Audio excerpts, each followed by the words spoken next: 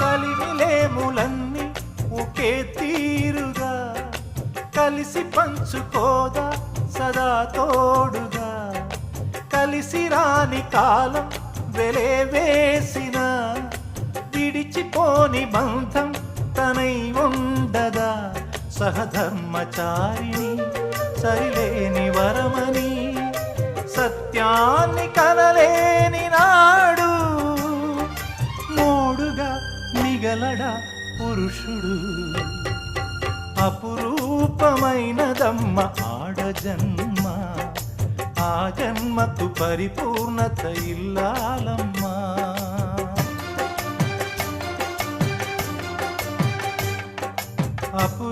అపురూపమైనదమ్మ ఆడజన్మ